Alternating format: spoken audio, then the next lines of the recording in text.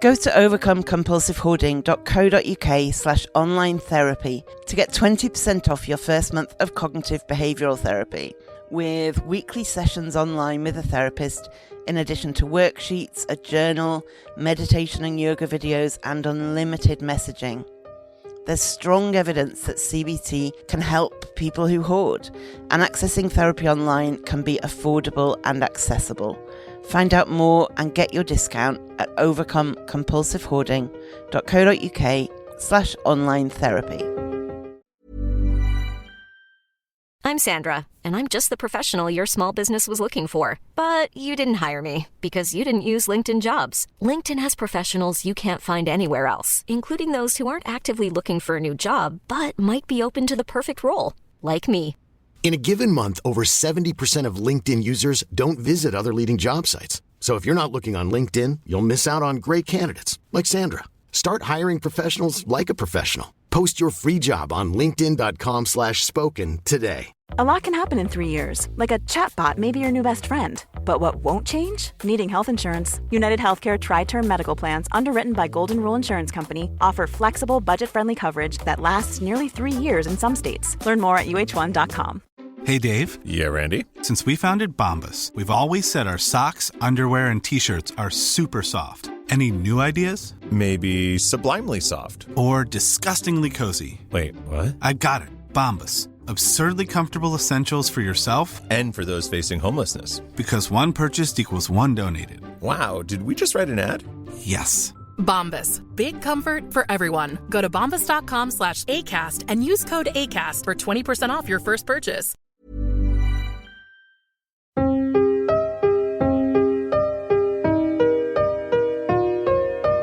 Welcome to the Overcome Compulsive Hoarding with That Hoarder podcast. I am drowning in stuff and trying to find a way out.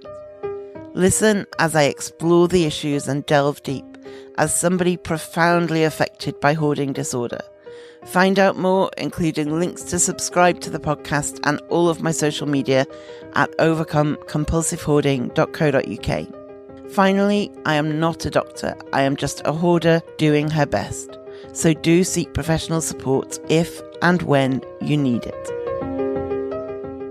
So I am here with Dr. Jan Eppingstall, a counsellor in Australia who specialises in working with people who hoard. She has a PhD in hoarding and is an all-round superstar. Jan, how are you? I'm very well, and I'm just bowing as you've introduced me and said I'm a superstar, but not quite the superstar that you are. Oh, bless you. So I'm just, I'm just here as a support, as a scaffold. That's it. I love it. Can't think of a better scaffold. Marvellous. Excellent. So a lot of people believe that hoarding must be pretty easy to diagnose, that it's quite a self-evident condition.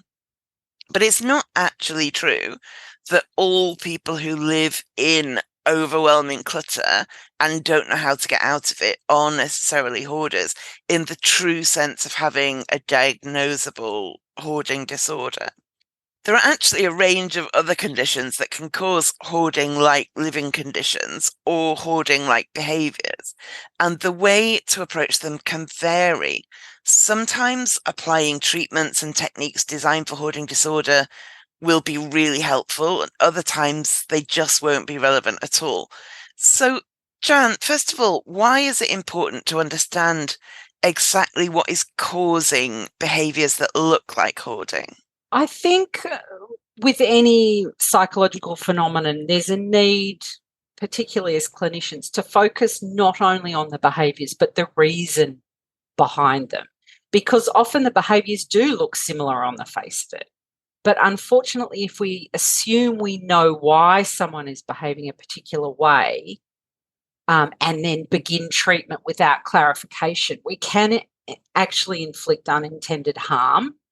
Harm's harm, whether we intend to or not. And if we go down that path without being curious and asking those questions and finding out the reason behind the behaviours, we can we can go wrong. Yeah, absolutely. So what are some of the other conditions that can cause hoarding behaviours that aren't the same as hoarding disorder? The conditions that usually come up are, obsessive compulsive disorder, OCD, obsessive compulsive personality disorder, OCPD, or depression, the neurodivergent conditions like autism spectrum, attention deficit hyperactivity disorders. But just as an aside, I kind of want to say here that I don't consider either autism or ADHD as disorders. I'm just doing some air quotes. You are? I can see them, listener. Good. They're differences, not a problem. But they are actually currently listed in the DSM as such. So I think that's a bit of a controversy that we'll, tackle later on. But the other areas, the other types of conditions are acquired brain injuries, including dementia, chronic substance abuse, poverty, intermittent homelessness. All of those could, if you look just at first glance at the physical manifestation of clutter, you might think that it's hoarding. But there are just so many things that can appear that way. And in this episode, we're going to talk specifically about depression, about obsessive compulsive disorder, autism, ADHD. But as Jan has said, this is not an exhaustive list. So we're going to start by looking at OCD because, first of all, because a lot of people still believe that hoarding is a form of OCD. What is OCD in a nutshell, and how can it cause problems that might look like hoarding? So OCD is a chronic and lifelong disorder in which a person has uncontrollable, reoccurring thoughts or obsessions and or behaviours, compulsions, that the person feels the urge to repeat over and over again in order to offer some relief from the obsessive thoughts. So it's an ego dystonic disorder, which means the person comprehends that those obsessive thoughts are not real, but they're unable to stop themselves from completing the ritualistic behaviours. Powerless against them. Well, that's how it feels. Exactly, because they go, I don't understand why I have to, keep driving, turning around and driving back over that bump. It's so silly. Why am I doing that? But I have to. I just can't seem to stop myself. And it can appear to look like hoarding if we do look at that visual evidence only. That is that presence of a large volume of possessions with no clear organisational order. But those with hoarding as a symptom of OCD may have difficulty discarding due to more likely a specific obsessional fear. Like they may not want to discard due to a fear of contaminating themselves or others. They might struggle to discard because of superstitious thoughts about letting go of that object, like something bad might happen to a loved one if they discard it. Another one that can overlap in hoarding, but I think it would be more intense in OCD, is that those feelings of incompleteness. That's one that I hear quite often. I feel like if I let that go, then something will be incomplete. And saving to maintain a record of all life experiences is another thing that's seen in hoarding within OCD.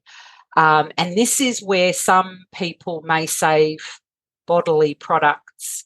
I don't like to say the horrible, yucky words, but sometimes they'll save, hair or nails or whatever other sorts of products or rotten food.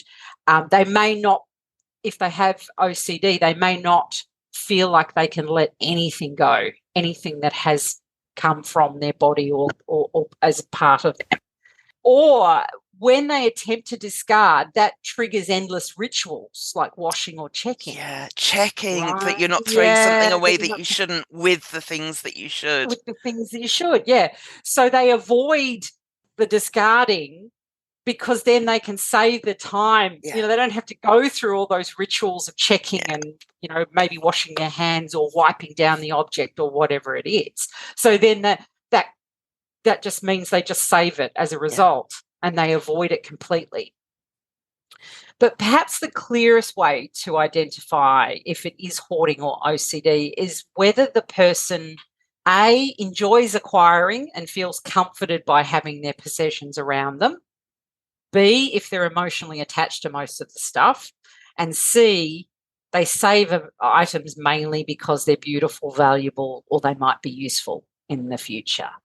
If they do these things, then it's likely to be hoarding disorder. It's not likely to be OCD, because people with OCD, as I said earlier, it's ego dystonic, so they don't feel comfort by having those possessions around them.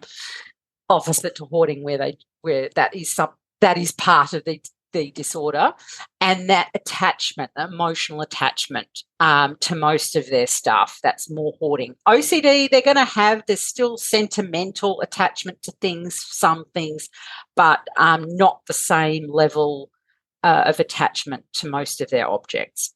So that is the way you can kind of distinguish the two. So what's the difference between OCD and OCPD, obsessive compulsive personality disorder? And can OCPD be hoarding related as well? Yes, okay.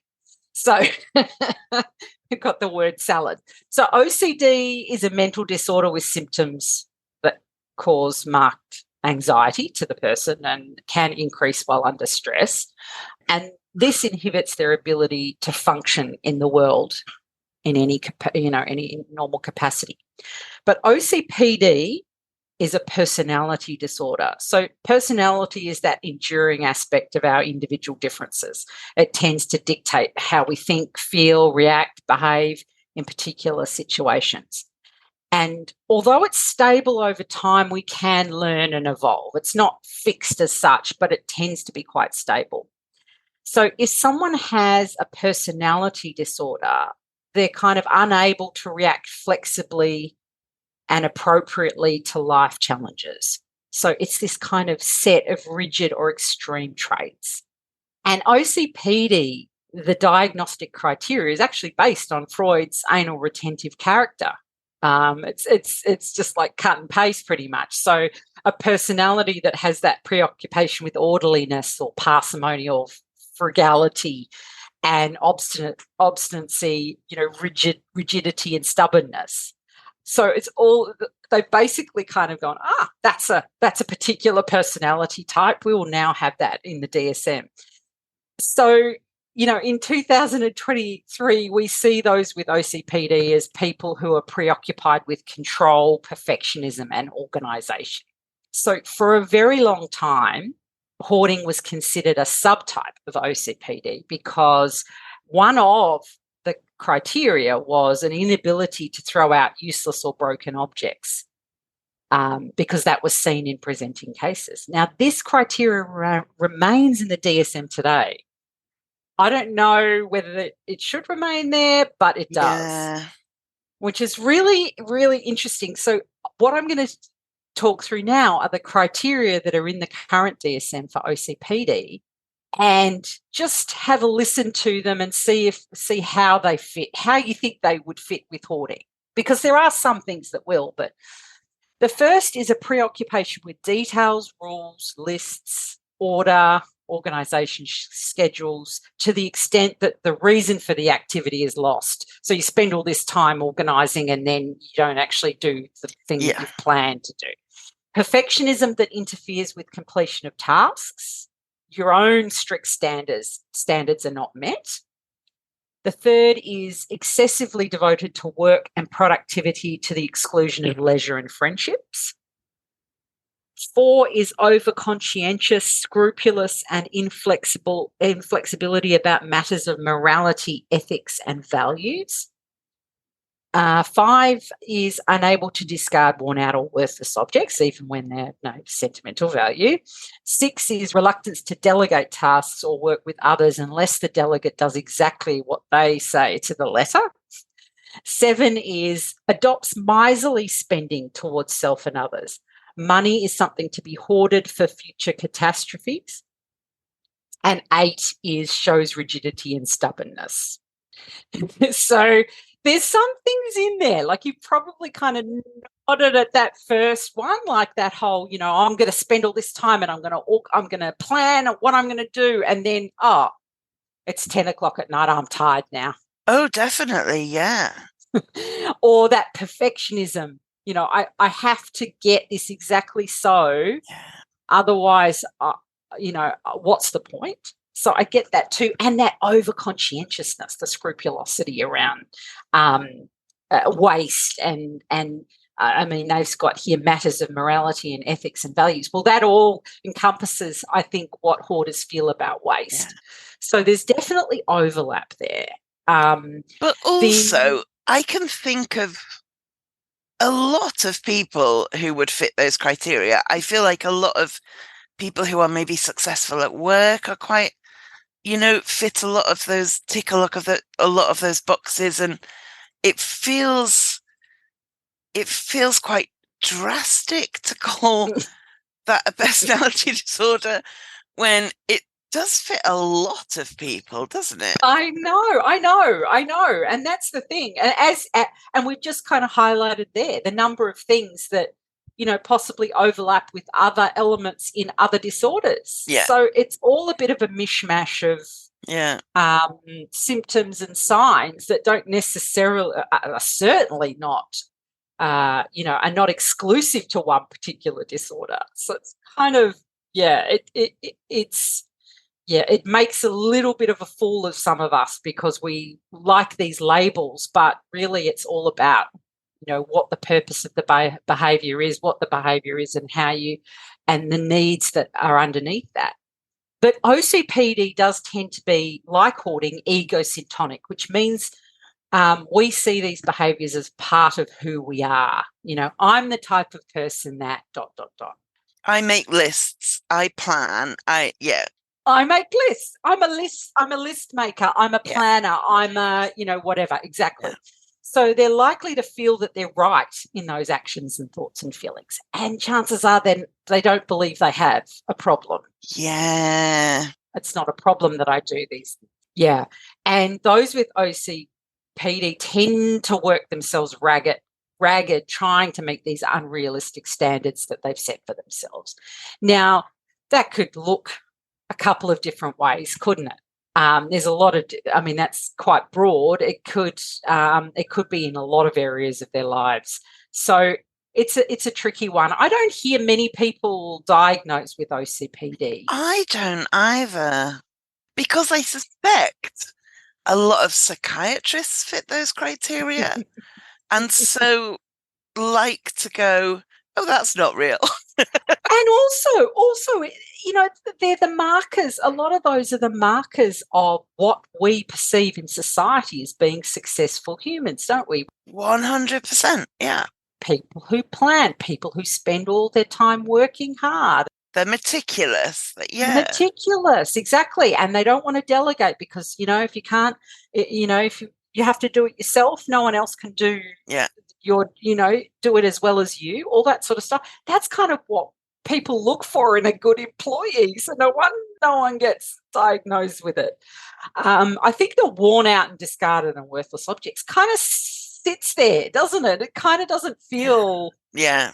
I think they've tried to kind of slip that in with the whole frugality angle and the scrupulosity or something. I don't know. It just doesn't sit that well with the entire disorder. So there is OCD, there is OCPD, and there is hoarding. And they can also combine, like I have a diagnosis of OCD that is entirely actually unrelated, as far as I can tell, to my hoarding, because it was a bit of a mess, the diagnosis, because the form of OCD I have the compulsions without the obsessions. And that's quite unusual. And so the psychiatrist was mostly excited to have found somebody with this particular formation of OCD. And then when it came to but what can I do?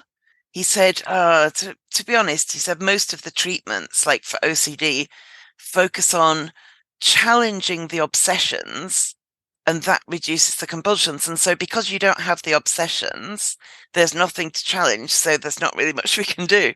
So I felt like we came out of that meeting with him quite pleased with himself for having found a rarity, and me no better off than I had been, other than having a name for this thing. And my compulsions are thinking based. It's ritual thinking things. Ah, right. Okay. It's not counting, but it's that kind of thing.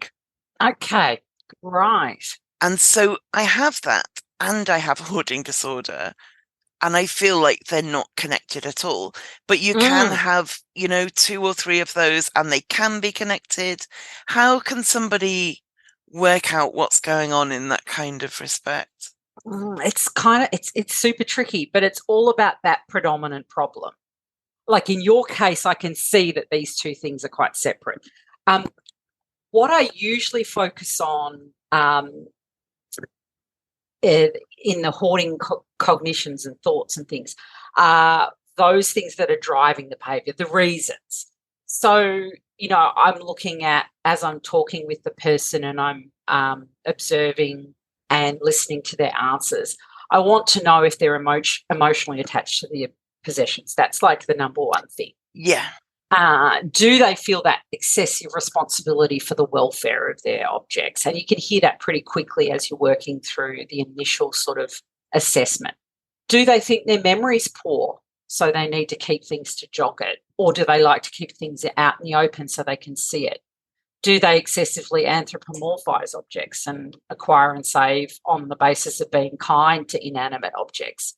Clutter may cause them distress, but does the saving cause them distress? No.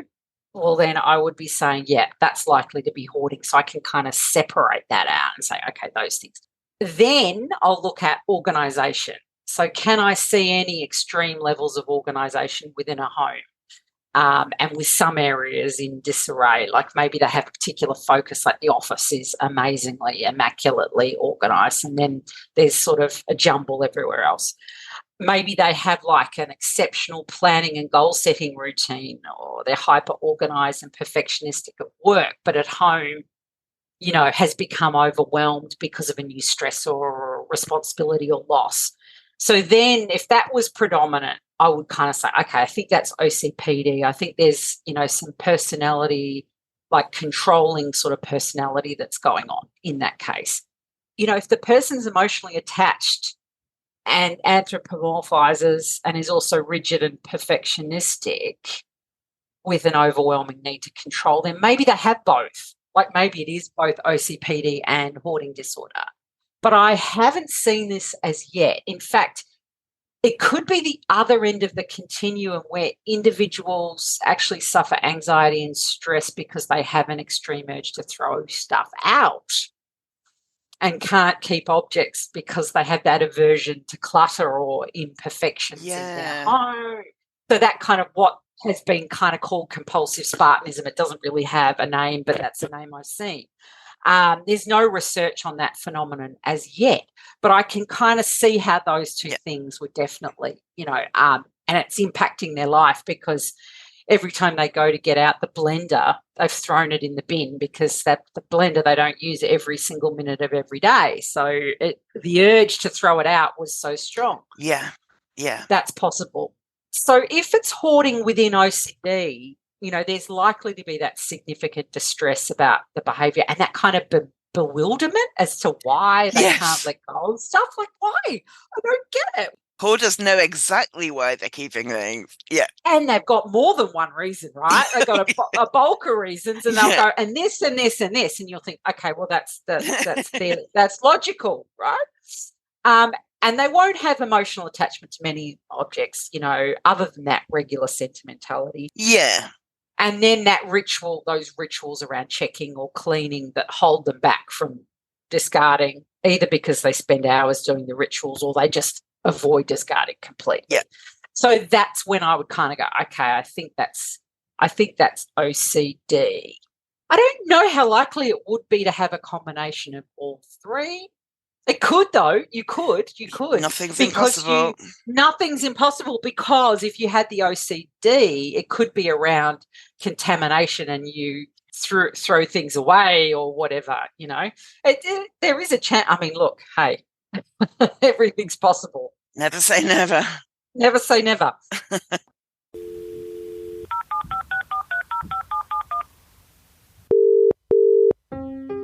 The listener voicemail segment has a monthly theme to help you think of something to say. For September, the question for you to answer is, what's the hardest thing for you to get rid of? For some people, it's nostalgic items. For others, it's books or food or clothes. This is your opportunity to share your hardest things with us all. Have your say with your voice. If you want to record a voice message for me to potentially play on a future podcast episode, go to overcomecompulsivehoarding.co.uk/voicemail and leave a message. The topic for September is the hardest thing for you to get rid of. Let us know what you're thinking at overcomecompulsivehoarding.co.uk/voicemail. So depression is another mental health condition that can lead to living in a situation that might look to outsiders like hoarding, but doesn't involve the same emotions and thoughts. You often hear people talk about a depression nest, which can be mistaken for hoarding. So how can clinical depression cause symptoms or behaviours that look like hoarding? Yeah. So if you've ever suffered from clinical depression before, as I have, you'll know the lethargy, the insomnia or hypersomnia, that brain fog, hopelessness, helplessness, and you've got, you're just not finding pleasure in things that you enjoyed before, that you used to find Everything fun. feels pointless. Exactly. Everything just feels like why, just getting out of bed is like an Olympic event.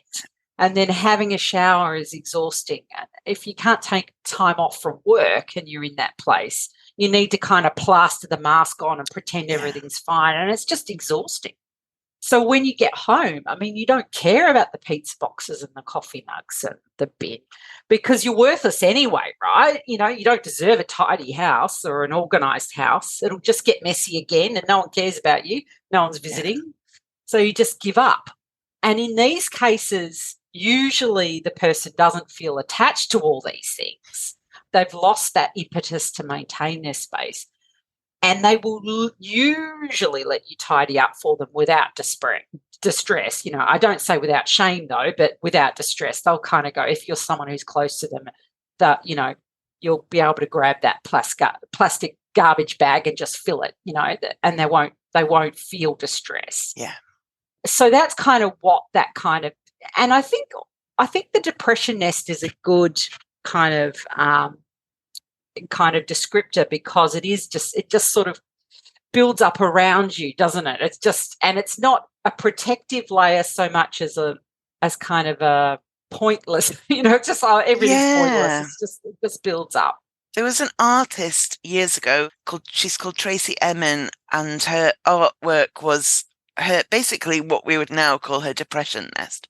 It was her bed with all the stuff, her unmade bed with like cigarette packets and ashtrays and, just all kinds of junk around it.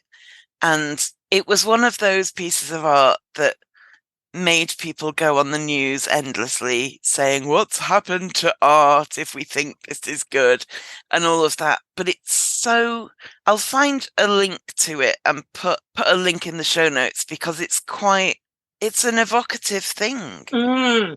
Yeah, because just as you were describing it, it's kind of, I really get that I really get that art because it's an expression of those emotions that are internal that they just, and hoarding is the same, isn't it? Yeah. But for different reasons. Yeah. And I think it is, if the person can, allow someone to come and clean up in inverted commas, then chances are that it really is that, it is sinking into that deep clinical depression. Yeah, absolutely. Absolutely. I'm just finding a link so I can show you live. I love it. I love it. Isn't it great? Oh, I love it. And I have seen so many of Yeah. those. Yeah. So many of those. I think it's awesome. Oh, yeah, I really like that. You can imagine the white male dominated art world having absolute kittens. Oh, it's great. It's great. And the vodka. Yeah. Yeah. Oh, yeah. I'm feeling her pain. Aren't you? Yes, you know exactly what she was going through. Yeah. Really do. You kind of go, I know exactly what's happening. Yeah, yeah. That deep sort of just hopelessness and just helpless. I just will lie here and I'll smoke and I'll drink, and maybe something will change in between now and when I wake up. Yeah. Is there a chance that somebody with depression and an extremely cluttered home due to their lethargy and misery and inability to get out of bed could develop essentially hoarding disorder and end up with what I tend to call hoarding thinking that kind of exacerbates the problem? Or is there always a clear differentiation? I think that's like a really, really good question. And it's one I don't know the answer to. There's no clear kind of directionality between depression and hoarding, like whether one comes first and is followed by the other or the opposite. I think if you're in a deep depression for a long time and you stop making decisions about your stuff, and as a result, your default becomes indecision and overwhelm, I think from a logical point of view, it's possible. I think the evidence isn't there yet to tease that out, but I can see that happening over time. Yeah, I think my thinking with that question was like somebody who goes on a diet and then really likes all the compliments and really likes the sense of control and ends up with an eating disorder. And that wasn't what they started with, but they kind of found something in that they went, oh, that helps. Yeah, and that might be, okay, having the stuff around me feels good. Yeah. That's one thing that makes me feel good. Therefore, yep. And so if somebody's wondering, do I have depression or do I have hoarding disorder? How can people tell whether they have one or the other, or again, both? It's not like it's impossible to be depressed and hoard. Oh, and it's very, very common. It's one of the most common co-occurring, disorders with hoarding. The thoughts about possessions and reasons for saving are usually there from a young age in like that hoarding mindset. So they'll be able to remember having trouble letting go of things, perhaps as an adolescent. And time is what contributes to the severity in many cases.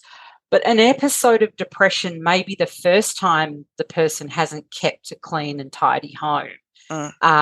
So untreated and without support, and as you've just said, if it is something that is giving them some comfort, having the things around them is giving them some comfort, that could become hoarding thinking. And that indecision and brain fog can just make saving and acquiring kind of that default. I'll just go for that. Acquiring gives me a little bit of a tiny dopamine hit, enough to sort of get me through the day or whatever. But then when I get home, the lethargy, the pointlessness of everything just means that, it means that I'm just living in clutter. I don't know that I'm not sure if I mention it later on, but bipolar disorder, you've got the highs. In which you might buy a lot. There's a lot of excessive spending, isn't there, if you're in a high? Yeah. And that can be, devastating for a person, because they might be on a high for a long period of time and they've bought all this stuff and it's just overwhelming them. And then they dip into that depression. Crash. And you're living. I had a client many, many, many years ago who was bipolar, and her bed, the new clothes and things that she'd bought were up to the level of the bed. So it was completely, the whole room was completely one level. and then she was in a deep depression, and she was unable to even just get out of bed in order to deal with the stuff. So in that way, I can see that the depression and the using purchases to kind of give you that lift can be problematic. And also, while we're not clear whether clinical depression can lead to hoarding disorder, I think it's fairly clear that hoarding disorder can lead to depression. Exactly. Yes, definitely. And it co-occurs just, your situation feels unmanageable. If you get to the point where you start to see this isn't okay, but you don't know what to do about it, or you're overwhelmed by it, it's so easy to just sink into misery, isn't it? Exactly. And it's so hard to lift yourself back up out of it, particularly when often we're very isolated with hoarding. We are a very isolated population, and not having that, that support one-on-one with someone else, or, a close friend or family member, it's so easy to stay down, isn't it? Stay down deep in that depression without having that connection of someone that you can rely on. And that the idea that when we're with another person, they help us regulate our nervous system, being in the same room as someone. And when we're not having that, like during COVID, that was a real eye-opener for a lot of people, because they weren't used to being completely alone all the time. And even I've had friends who are very depressed, and I have said, I'm coming over, I'm going to make you a meal, I'm going to make you a cup of tea, I'm going to put a load of washing in your machine, and I could do that, and they needed that, and they appreciated that. If your home is hoarded, you would say, oh no, don't come. Don't come. Don't come. So even if you have people, Oh, exactly. And it's the shame. It's the shame that, is getting in the way of functioning again. It's just, I need this person, and I know I need them, and I can talk to them on the phone, but that's not enough. I actually need to be in the room with this person to co-regulate. And that's what's so heart-wrenching, for people who are really in this, depression, hoarding kind of situation, because what they need most, they're unable, due to the sense of shame and anxiety, to invite people in. So whereas OCD and depression are mental health conditions, we are going to talk now about autism and ADHD, which are neurodivergences. People prefer different terminology, so we're going to mix it up. I have several autistic friends who prefer to be called autistic. Other people prefer to say they're on the spectrum or have autism spectrum. So I think if we use a term you're not keen on as a listener, we're not doing that to be offensive or upsetting. I think we're just trying to mix it up a bit. But as Jan said earlier, kind of avoiding the disorder side of that, because a lot of people celebrate their difference. They see it as an alternative way of being. Like they would prefer the neurotypical world to be a bit more neurodivergent in a lot of cases. It's not a problem in need of a fix. Other people are neurodivergent and struggle with it and find it really difficult. But diagnoses of both autism and ADHD are increasing rapidly as people realize that not every autistic person is nonverbal and exceptionally good at chess. And not everybody with ADHD was the naughty kid at school. I think we're getting a much broader understanding of both conditions and how they can manifest in a range of ways. And as public awareness of that grows, more people are being assessed. So let's look at autism first. What is autism?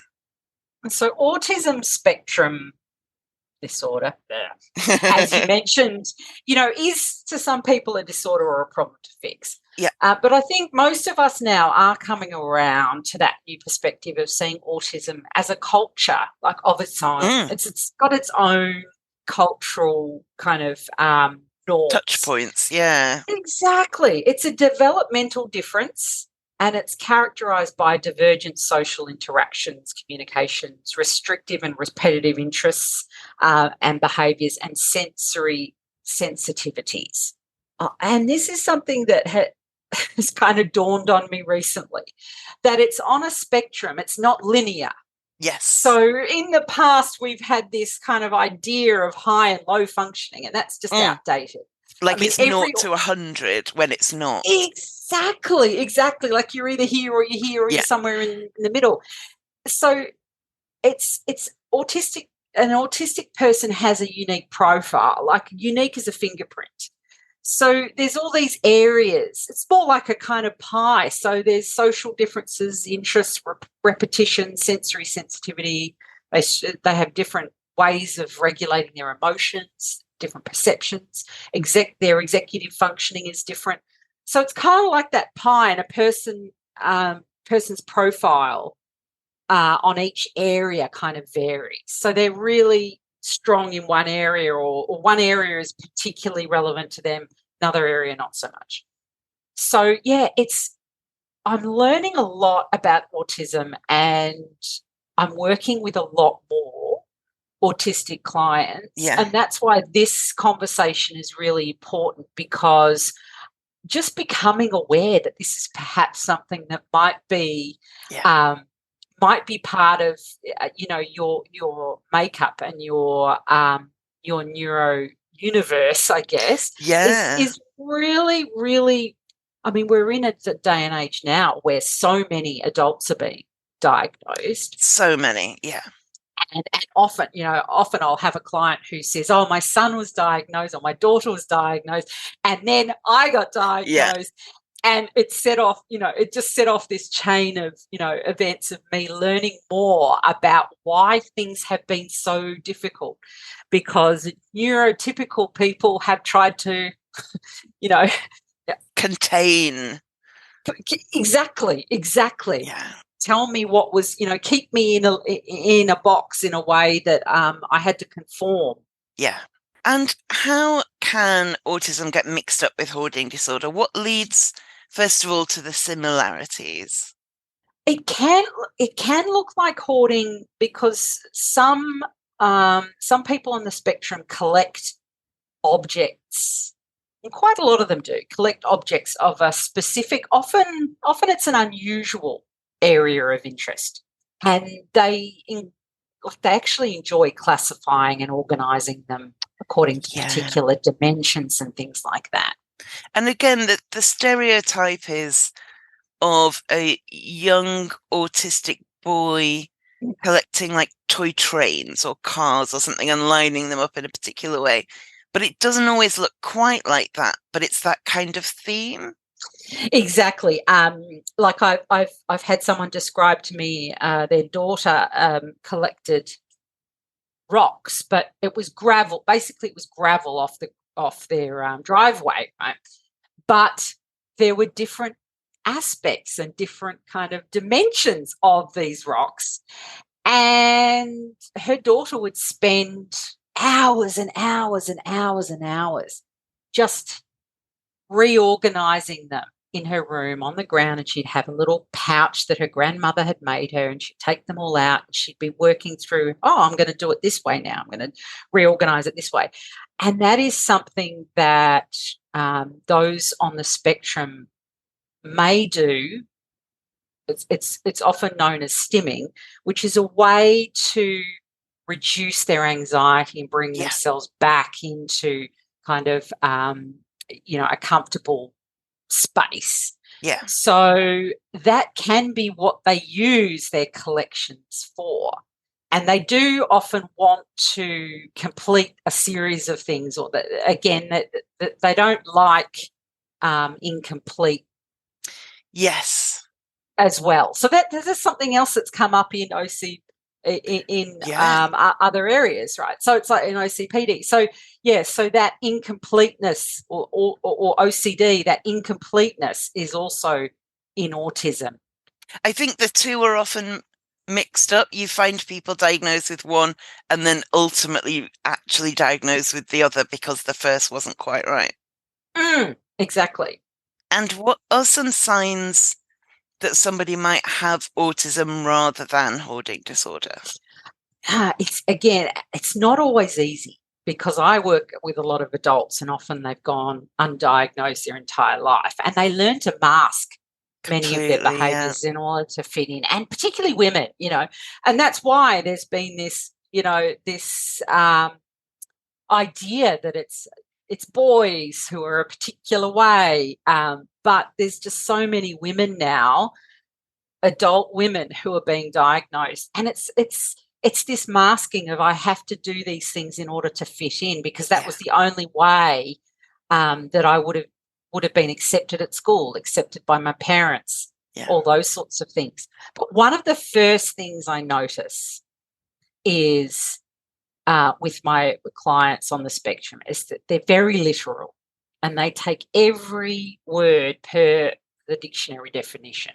So I actually had one client who was, explaining to me in quite a lot of detail. She's not diagnosed, but her son is.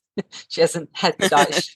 But we were talking about something, and it was a word that she was, that she'd researched the definition, and she was very frustrated that everyone used it in the opposite meaning of what it originally was. So I'm getting alarmed, like my little radar's going off. I'm thinking, oh, that's interesting. Okay.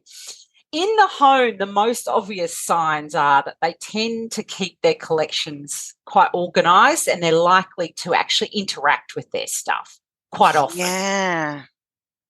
And they'll recategorise, like I was talking about with the rocks. They'll recategorise them, use it as a form of stimming, and that helps them to reduce their anxiety, calm them down, help them cope if they've had, sensory overload or frustration, or maybe even physical discomfort that can bring them back, and they're able to concentrate on something else other than their bodies. The other telltale sign is the collection is usually very specific and possibly centred in some cases around a feature like the material that it's made of, or the texture, or the shape or colour. So that can be something that, like, the bells go off as well, and you kind of go, oh, that's like a sensory. Exactly, like some sort of sensory it's a collection around one of the senses, whether it's touch or whether it's a colour that they love or whatever.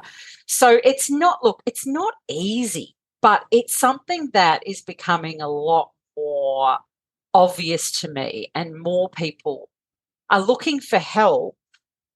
But of course, with a neurodivergence, it's what we need to work with. We need to work with what we've got. This putting people in a place of feeling like they need to change themselves to fit in, be someone different in order to be accepted. I mean, those sorts of things are extremely exhausting and anxiety provoking, and often traumatizing. One of the things that I'm now realizing and taking much more on board is, changing an appointment for someone. Say you have a regular appointment with them, and they're on the spectrum, and you've had this regular appointment, and then something comes up and you want to change it the day before. Now I think really long and hard about that, whether I really have to do that, because that structure, for some, it's really super important, and that's very, very upsetting or destabilizing or sensory overloading if you change. Then others, it's not so much. So as I say, you need to be just constantly asking questions and learning more about what their kind of profile is super helpful. If you can get them to share, like I'll often ask them if they can share with me their diagnosis and the areas that are most difficult for them, because sometimes they can't, like sometimes it's hard for them to describe it.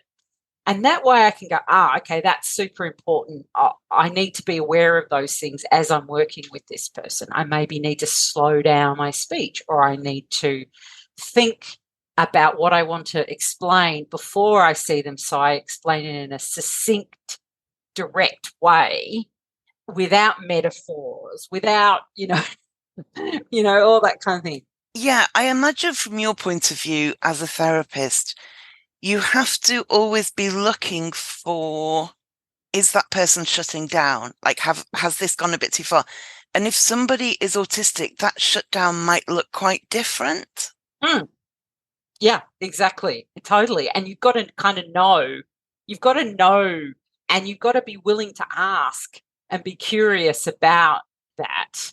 And once you are aware of it, it then it just opens up this whole new kind of relationship with that person. Yeah. Because you now get it.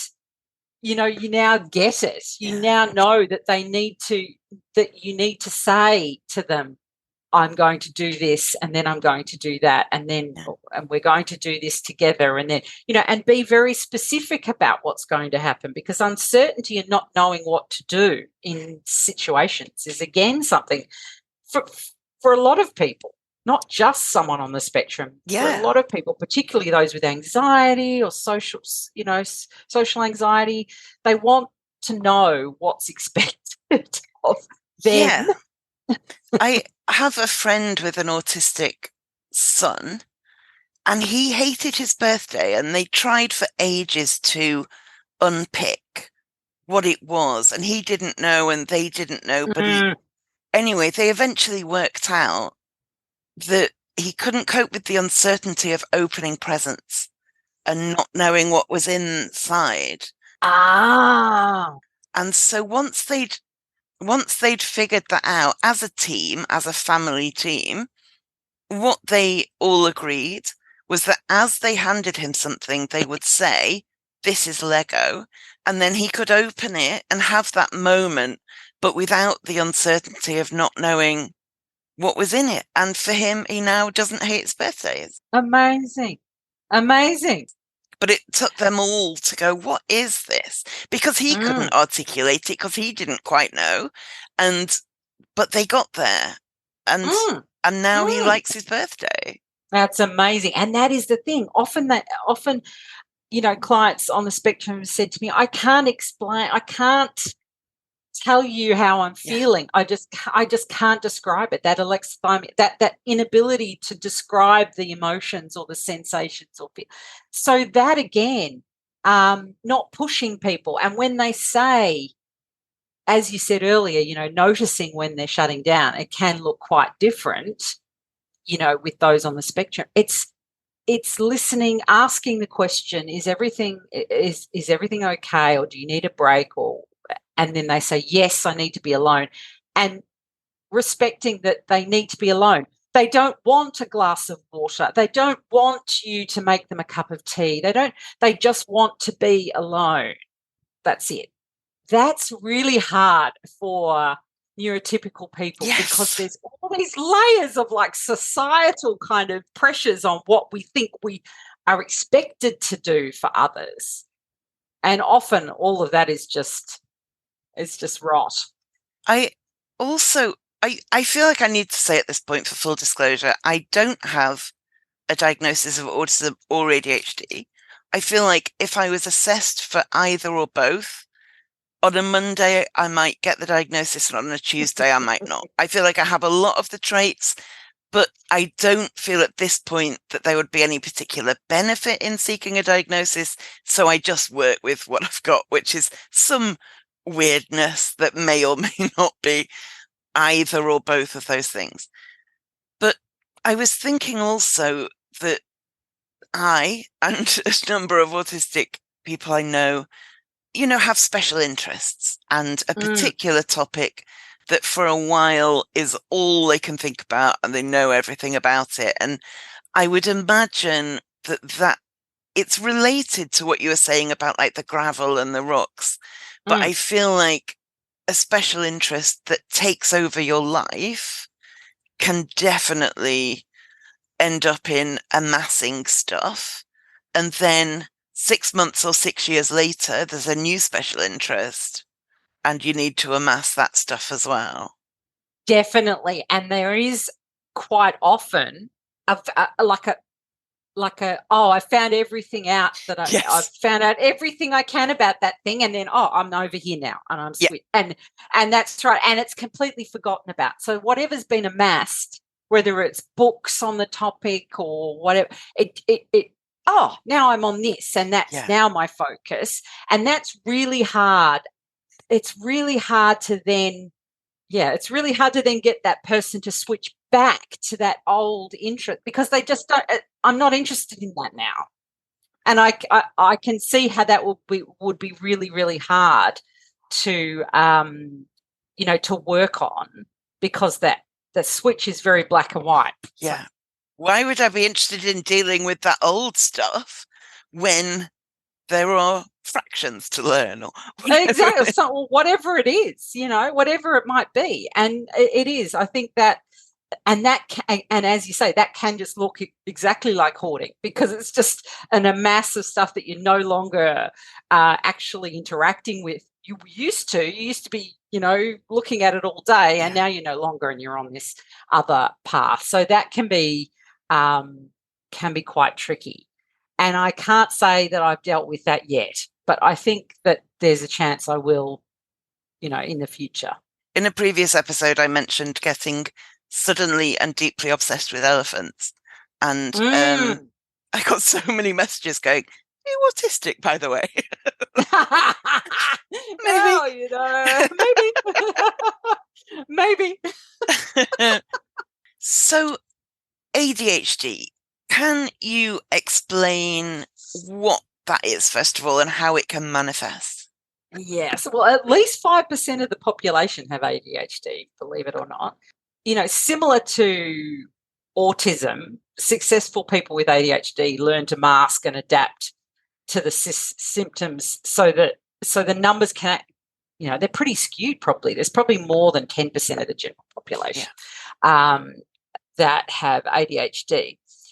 It's an array of traits, and they're unique to each mind. Yeah, and they're all.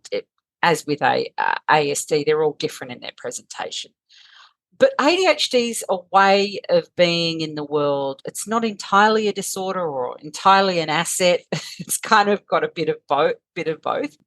Hallowell and Ratty, who just bought their latest book, ADHD 2.0. Dum, dum, dum. Don't get out of date ADHD. Get the latest ADHD. Correct. They describe it as a complex set of contradictory or paradoxical tendencies. So each negative has a positive. But the telltale signs across someone's life kind of span is unexplained underachievement, which I like. I like that. That's your naughty boy who's, never sits still. A wandering mind, often off with the fairies, as is often said by our elder generation. Trouble organising and planning. That's our executive function. A high degree of creativity and imagination. Trouble with time management and a tendency to procrastinate.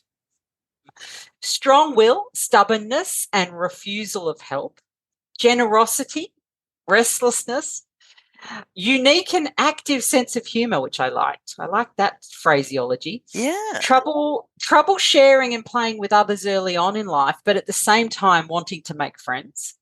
Exquisite sensitivity to criticism or rejection. I've heard that called rejection sensitive dysphoria.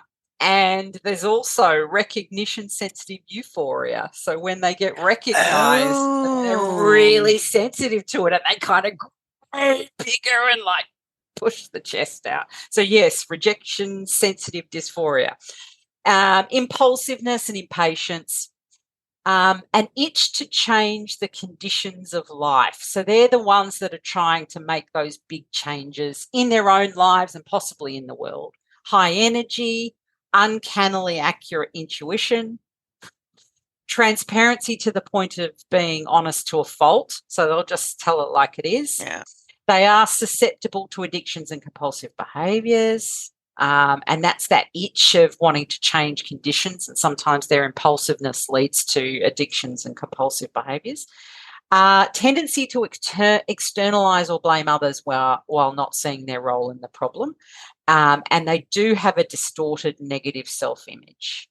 That the whole ADHD thing, there's some more there that, that we could talk about. But it's highly heritable, and if you have one parent with ADHD, the risk is 1 in 3 for a given child. But if both parents have it, the risk rises to 2 in 3. So, if both your parents are,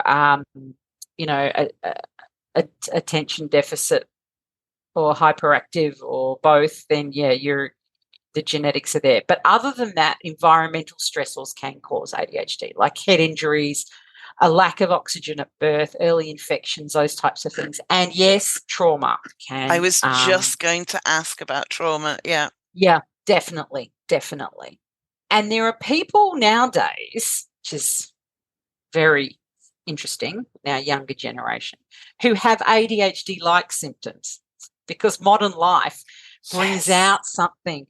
You don't have to concentrate for more than 3 minutes on a video because that's how exactly, long they are. Yeah, that's how long they are. They've decided that they like the idea of calling it VAST, which is variable attention stimulus trait. And it's important that they say it's a trait because it's something that that is not a disorder as such. It's what you do in the environment. But the constant bombardment of stimulus, and our brain is just trying to go faster. We're slaves to instant gratification and constant stimulation. Kids can't, my kids won't read. One will, I'll give him that one, reads books. The other one, oh, that's boring. Oh, there's too many words on that page. I'd rather watch a video. It's like, oh my goodness. So there is no disorder per se, but it is that trait driven by the environment that we find ourselves in. So, even if you don't have, ADHD, you might have those symptoms purely because of the environment you find yourself in. It can just show up like that because we're all in that space right now. Yeah, you open your phone to use the calculator and you've got a notification from Instagram, so you check that. And then you go, oh, my friend's posted, I'll look at that. And then you don't know why you picked up your phone. Oh, I cannot say how many times I've done that this week. The app designers know what they're doing. They know how to grab your attention and make you stay on their app. That's their whole thing. That's their whole reason for, being. There's people out there making millions of dollars trying to suck you into their apps, and it's working. And we do. Works on me. It works on me. I'll go to Google something on my phone. I'll go, I'm reading a book and I want to find out about that particular person or whatever. Because, I can never just read the book, watch the movie. I've got to read every book. Yeah. I've got to watch every movie. What else? What else was she in? Let me just look that actor up because I recognise her, but I don't know where from. Look, seriously, that is my modus operandi 99% of the day. But I go, I want to look up a particular queen or something. I'm watching a TV show going, is this queen real? Who's Queen Joan, whatever. So I go to Google that. But I get sidetracked on some news article. And then I'm down that, and I'm down another rabbit hole and down another. And then I go back to my book and I'm like, I was looking up that person because I was reading it. Oh, wow. And that is just a loop that we're all getting ourselves sucked into that is just time wasting. Unbelievable. And it makes us feel like we're disorganized. We really, I feel that way. And then I've got the sense of shame that I wasn't able to stay on track and do what I said I was going to do. Spiraled. So executive dysfunction is a phrase that frequently comes up when you read about ADHD. And a lot of it does apply to people who hoard as well. In my episode with Casey Davies, we talked a bit about that. And also Jan and I are going to do a future episode specifically about executive dysfunction and hoarding. But is executive dysfunction one of the reasons ADHD symptoms can lead to problems that look like hoarding? Yeah, definitely. Executive dysfunction, and it's a big topic. I think it's right that we go deeper into that. And there's definitely some very similar problems in ADHD and hoarding. So they really kind of overlap, and it's hard to tell often whether that's what is it. And often people will have a diagnosis of both because there is that planning, that impulsivity, the creativity, thinking of new ideas, all those sorts of things, and the executive dysfunction related to planning, organising, cognitive flexibility, all those sorts of things. Now, when we go through and talk about that, it's actually quite interesting because the research is very mixed regarding hoarding and executive dysfunction. There'll be one article that will find definitely this is a problem, and another article will find no, that's not a problem. So there are 2 or 3 things that are really worth talking through. But I think the thing is with hoarding is that a lot of that emotion impacts on the executive functioning, so it looks like ADHD. But that'll be worth talking about. Yeah, you think, I can't get started, that's executive dysfunction, whereas actually you can't get started because the pile you're meant to be working on is too emotional and you can't face it. Yeah, you've opened a doom box and it's like, Yeah. oh no, I can't, no. And you can't seem to switch. You don't have that ability to kind of switch, and then you're stuck and you decide not to do it. So yeah, I think there is some of that going on. So it's worth talking that through. That was something I did a lot of research on when I was doing my PhD. I did a whole chapter on executive dysfunction before anyone else had done a review. Why didn't I publish that? That was stupid. I should have published that. I didn't, and then someone else did. So that's all right. It's all good. Share it around. So as I said earlier, I don't know whether I have ADHD or not. I don't think I had the symptoms as a child, which makes me think I don't, but that's not particularly important. What is that whether I have it or not, I often find that tips and advice for people who do have ADHD are really useful to me too. So whether I've got it or not, I can use that advice. So can people with ADHD benefit from advice that's aimed at hoarders? Can people who hoard benefit from advice aimed at people with ADHD? Definitely. Look, definitely. I mean, currently we kind of don't know if the indecision in hoarding is, structural, like a physical difference in the brain, like it is with ADHD, or is it Hebbian, meaning, the neurons that fire together, wire together, that learned behaviour. Well, whatever the case, indecision or inability to focus on boring or complex tasks, all of those tips and tricks offered by those with ADHD can certainly help. And the opposite. I mean, there's excellent references out there, books, podcasts like this one, all that sort of stuff. So yeah, I definitely do think it's worth. And whatever might possibly work. And if it works, good. If it doesn't, it wasn't you. It just didn't. It wasn't right for the place you're in at the moment. That's absolutely my attitude to advice and self-help. And when I was younger, I would read a self-help book and go, well, that didn't fix me. And then read another self-help book and go, well, that didn't fix me. And it took a long time to go, okay, but that bit in chapter 7 was quite useful. So I'm going to take that forward. And then in the next book, I quite like that bit. So I'll take that forward. It took me a while to get there, but now I'm very pro treating it like a buffet table and taking the bits that help. Exactly. And then just creating your own sort of smorgasbord. Yeah. Like just I've got this, all these bits and pieces in my toolbox that I can try. And look, if it doesn't work, it just wasn't right for me. It's not a failure if something doesn't work, because I do think a lot of these people out there who write self-help books, it's often an area that they're very good at.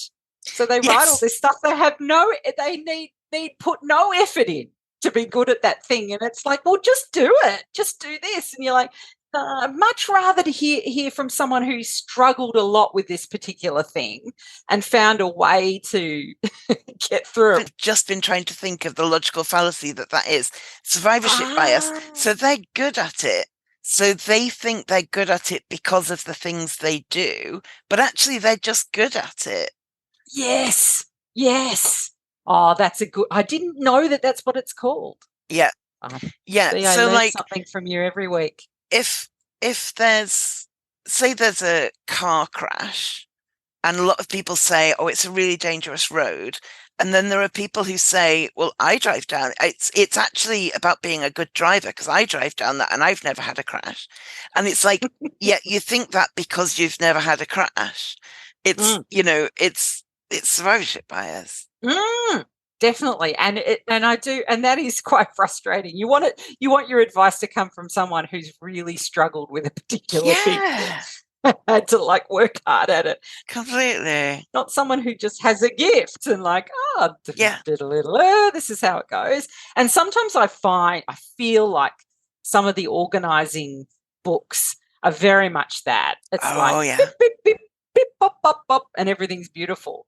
And you think, that's actually does take a lot of, cognitive functioning to get to that point. It's not something that everyone can do. Yeah. And, writing a book about something that you're exceptional at, just kind of like a giant pat on the back. is great for people who are almost exceptional at it and want to go that final mile, but not for the people who are if you're a good runner and you want to be a great runner, then a book by a great runner could really turn the dial for you. But if you've never run more than 3 feet for the bus, then a book by Usain Bolt will be no use whatsoever. Yes. Soundbite. God, I didn't know I felt as strongly about that as I clearly do. Soundbite. So, although autism and ADHD are not mental illnesses, as we've said, people who live with them are actually more prone to mental health problems, especially depression and anxiety. And I think we've covered some of that in terms of people feel they have to mask their differences, and that is overwhelming and exhausting, and of course can leave you very anxious. What if people don't like me? Am I doing this right? Or depression because you're so tired and you believe, there's a lot of that. And then autism and ADHD can also co-occur, which is becoming known as on social media as ADHD, so AUDHD. So are there conditions or illnesses that are particularly known to frequently co-occur with hoarding disorder?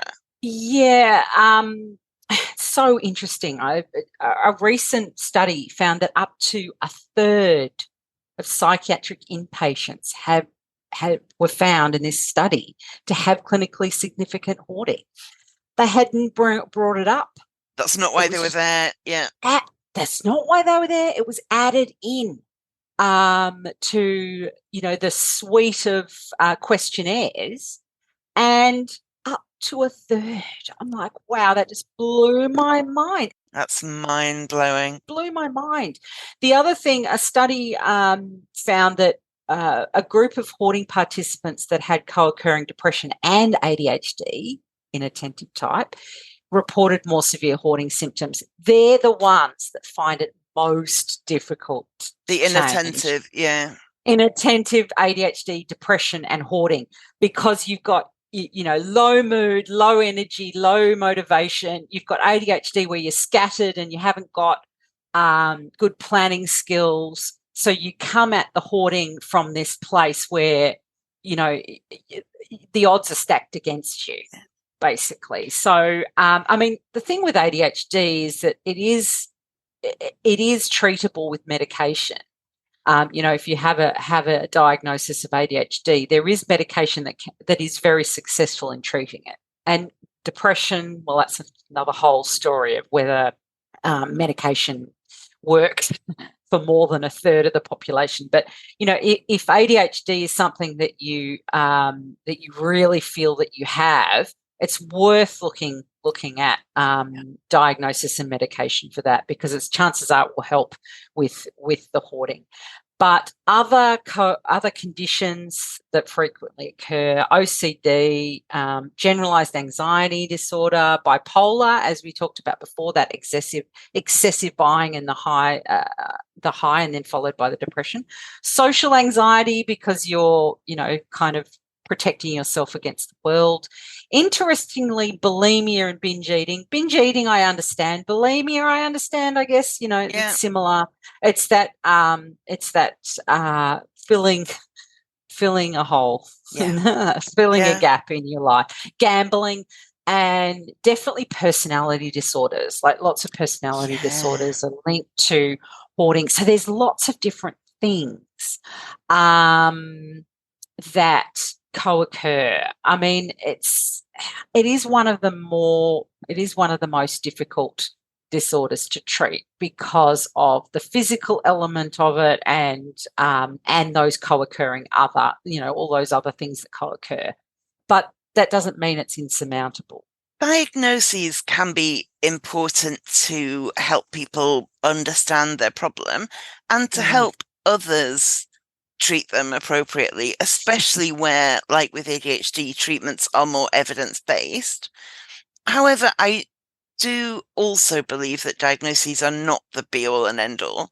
And if somebody doesn't have a diagnosis or is waiting for one at the moment, they can still learn about themselves and test out different things that might help them, as long as they do so cautiously. What other things can people be doing if they're just not sure what's going on underneath their hoarding behaviours? Yeah, I think talking about diagnoses, there's no biological tests or markers for these things, for ASD or ADHD or hoarding. So that is why it's so tricky. I've said this before, but many of the criteria are the same across disorders, and there's inconsistencies in the quality of assessments. And, OCPD and ADHD, there's a number of identical behaviours. And that diagnosis is kind of based on that bunch of questions, that a clinician asks a person in an office where they're feeling, anxious and they're only observed at a single point in time.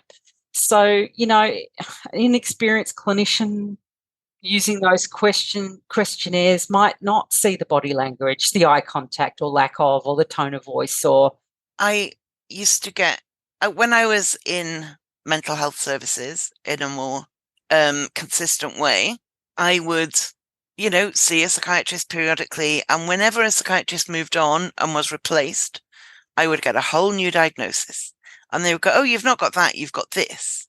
And I would learn all about it. And then they would move on and someone else would go, oh, you've not got that, you've got this. And I got to a point where I thought some people clearly do have a very clear diagnosis. I think something like bipolar, for instance, can be quite cut and dried. You know what you're dealing with. Other people, and basically with me, ultimately, eventually somebody went, well, this is obviously PTSD. And everybody went, yeah, this is obviously PTSD. And that one stuck. But before that happened, it made me realize how subjective a lot of this is. And if you get a psychiatrist who doesn't believe in a particular diagnosis, or who believes every young woman who self-harms is borderline, then it's so subjective. And I'm not downplaying. I know people can feel seen when they get the diagnosis that fits. And I know that getting the right treatment is invaluable.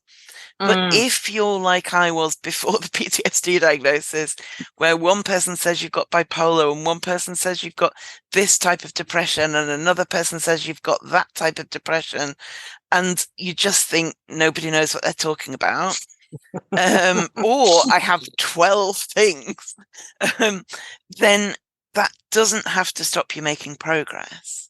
No, exactly. And I do have a client who has 11 diagnoses. Look, so many of them overlap, and I'm like going, wow, that is just absolutely crazy. And you're right, it can be comforting. And if it's something, look, it's often a way to get the help that you need. Completely, yeah. So you've got to kind of weigh up the pros and cons of all that. I think that's important to weigh up. And other times it's shame-provoking. You find out you have something that you just completely, and you can't cope with that. So each person needs to weigh up those things. But I think if you're not sure what's going on underneath the behaviours, it's really important to kind of ask yourself some questions around, try and self-awareness kind of gives you that clearer picture before you go to see a professional. Because as you said, it can be very, you find from one person you get this diagnosis, so you learn all about that. And then you go away and someone else goes someone new and they give you a new one. If you're able to kind of be more self-aware and ask yourself some of the questions that might highlight why, the reasons behind the behavior, that gives you, it gives you a kind of base to go on before you go and see a professional, because we're certainly not always right. You shook me, Shan. I know. We're certainly not always right.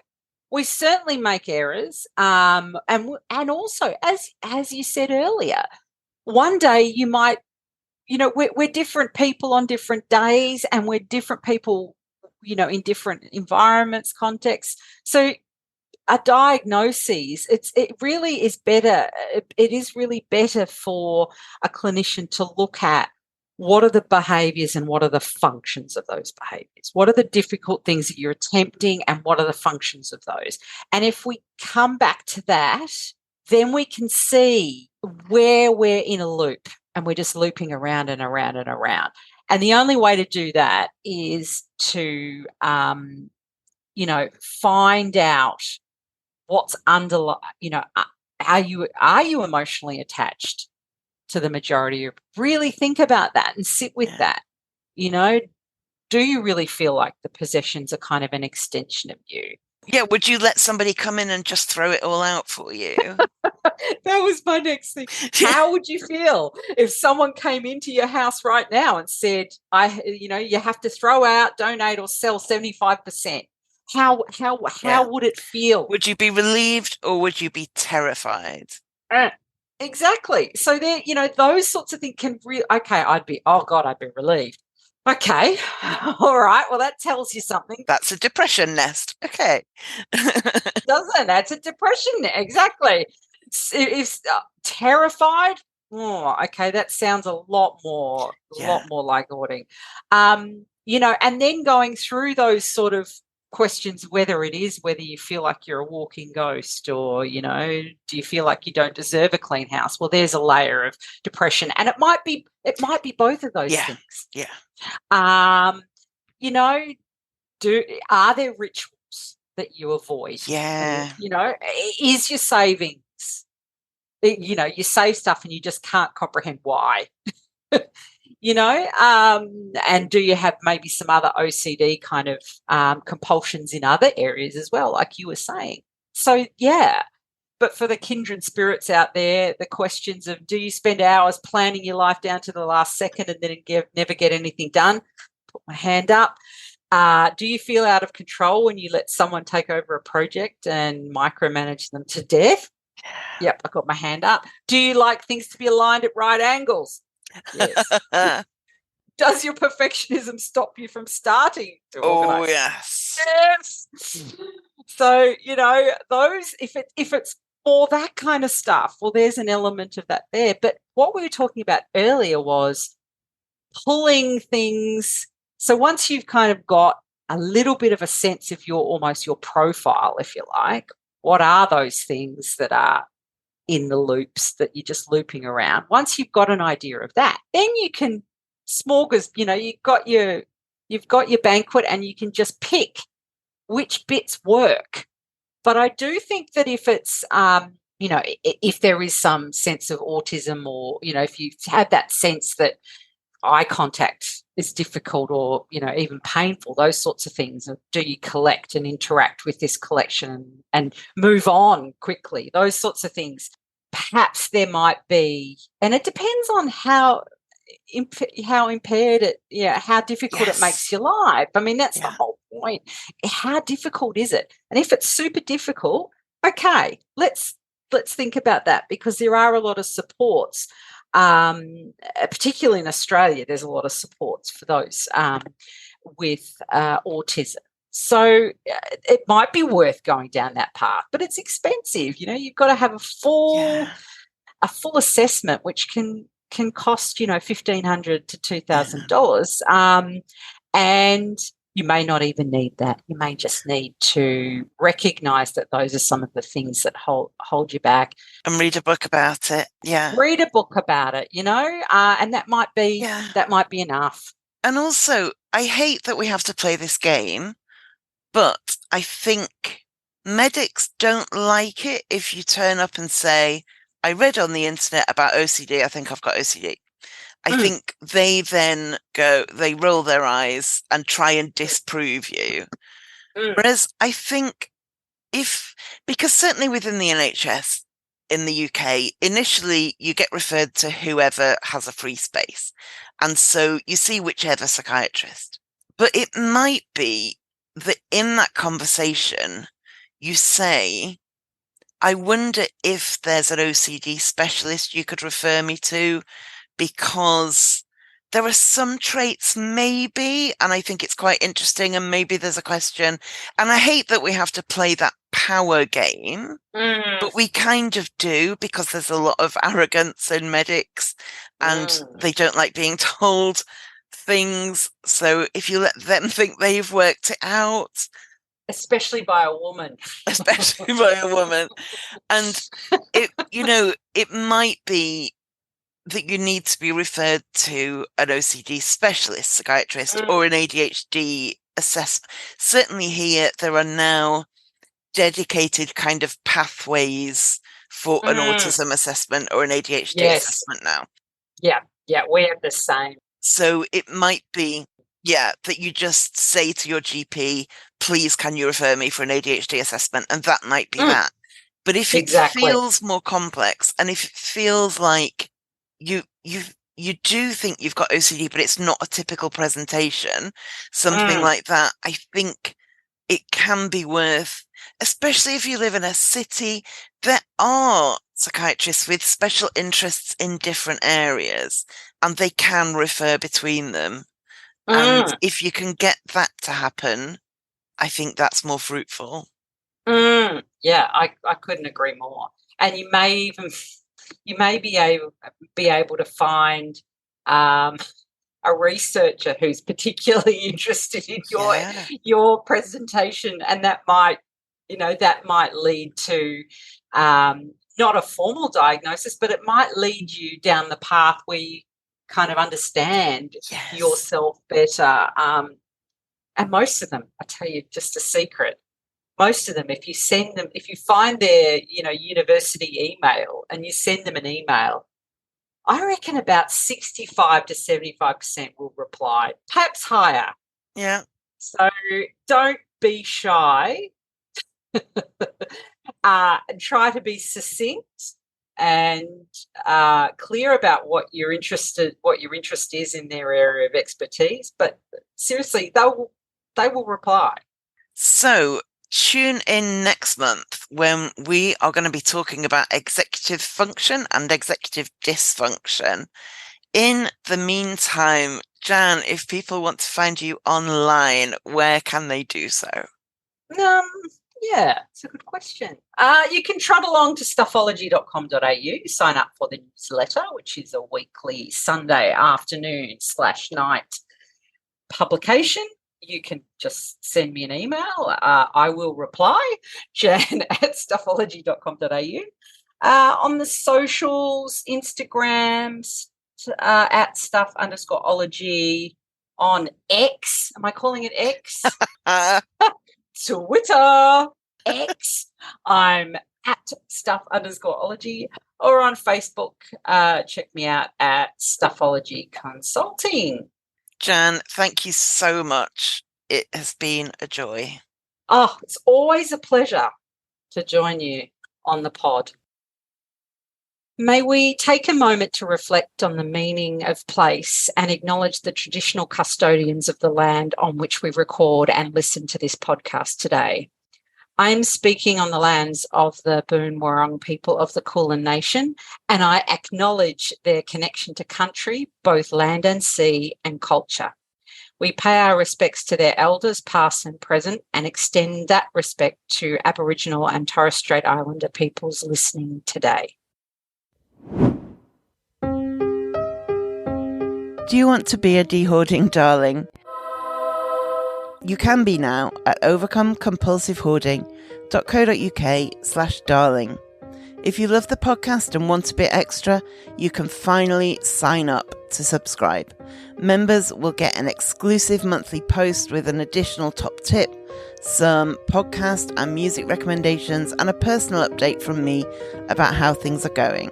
Find out the full details at overcomecompulsivehoarding.co.uk/darling.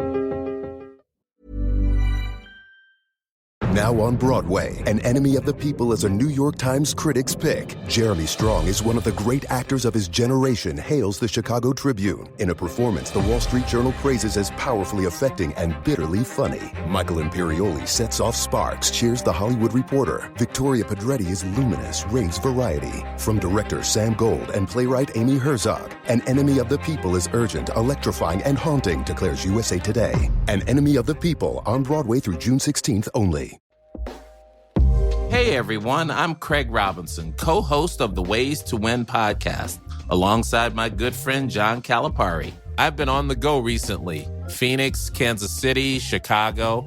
If you're like me and have a home but aren't always at home, you have an Airbnb. Hosting your home or a spare room is a very practical side hustle. If you live in a big game town, you can Airbnb your place for fans to stay in. Your home might be worth more than you think.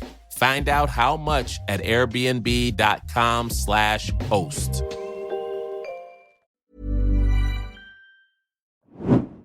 So my top tip today is also a shout out for the How to Fail with Elizabeth Day podcast, which is an excellent listen. And she, in this mini clip, is talking to singer-songwriter Lucy Spraggan about having compassion for yourself. Have a listen. That idea that you've been trying to prove who you are your entire life. How's that journey for you today? Well, based on a response from that quote, I just don't feel like I have to prove anything anymore to anyone, because I feel like I'm always trying to it's not about proving anyone, it's just about finding out. And I'm constantly just finding out more about myself. And every day I feel more compassion towards myself. And that's where I feel like you start to win. Yes. Like more compassion, less competition. I don't feel like I have to prove anything. Some days I do. Yeah. Some days I'm like, oh no, I'm worthless. And other days are easier. It's not binary. That's beautiful. More compassion and less competition with others, but also fundamentally with yourself. Yeah. So I will link to that in the show notes. It's well worth listening to on a regular basis, I would say, especially if you have a big fear of failure. Okay, thank you for listening, and I will speak to you next time. Thank you for listening to the Overcome Compulsive Hoarding with That Hoarder podcast. You can find more online at overcomecompulsivehoarding.co.uk. You can find me on Twitter at @thathoarder and on Facebook at Overcome Compulsive Hoarding with That Hoarder. To find out more about how you can support the podcast and the overall project, go to overcomecompulsivehoarding.co.uk/support and do subscribe to the podcast to make sure you don't miss any future episodes. There may be links in this podcast that earn me money. This doesn't come at any extra cost to you if you ever make a purchase through the links, and it helps to support the future of the podcast.